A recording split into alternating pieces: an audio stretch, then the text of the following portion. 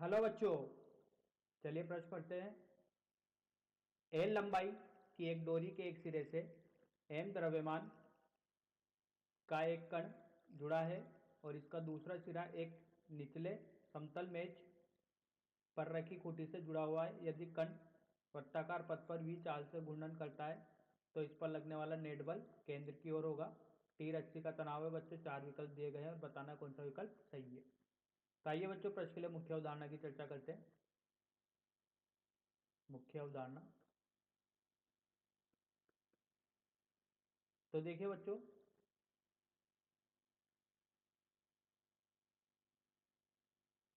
ये बच्चों एक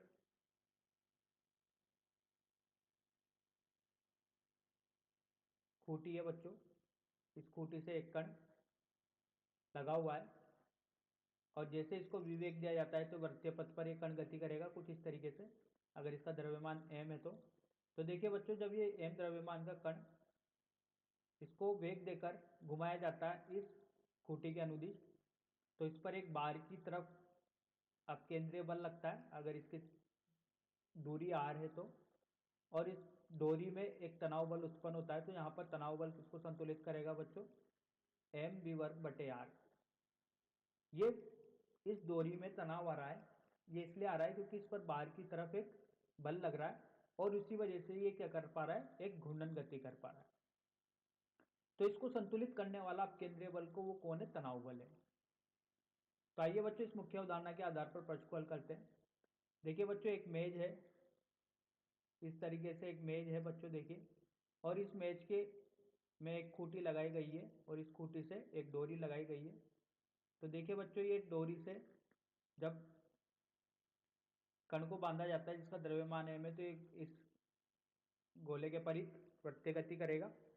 तो बच्चों, इसका जो कण है कागज के तल के लंबवत एक ऊपर की ओर अब केंद्रीय बल लग रहा होगा और इसका भार नीचे की ओर होगा। अगर एक इस समतल पर रखे हुए हैं, मेज के समतल पर, तो इसके ऊपर की तरफ एक अभिकेंद्रीय अपकेंद्रीय बल लग रहा होगा। सॉरी बच्चों, ऊपर की तरफ एक अभिलंब प्रतिक्रिया बल होगा क्योंकि ये संपर्क में है सतह के, और इसका भार नीचे की तरफ लग रहा होगा, तो मैंने उसको यहाँ पर इस तरीके से बनाया है बच्चों। अब देखिए, अगर ये गोला घूम रहा है तो इसके बाहर की तरफ एक अपकेंद्रीय बल लग रहा होगा एम वी वर्ग बटे आर का। ठीक है, तो बोला गया है कि वी वेग से जब घूर्णन गति करेगा बच्चों, तो वी वेग से घूर्णन गति करते हुए कण के लिए बाहर की ओर वृत्तीय पथ में एक अपकेंद्रीय बल लगता है और इसकी लंबाई एल है, तो इस डोरी में तनाव टी होगा। तो यहाँ पर बच्चों होगा एम वी वर्ग बट्टे एल के। अब इस सब केंद्रीय बल को संतुलित करने के लिए इस डोरी में तनाव बल उत्पन्न होगा, तो कुल बल हो जाएगा बच्चों, तनाव बल किसके बराबर हो जाएगा? एम वी वर्ग। बच्चों, अगर कुल बल जो कि तनाव बल है ये किसके बराबर हो गया बच्चों? अभिकेंद्रीय बल या अपकेंद्रीय बल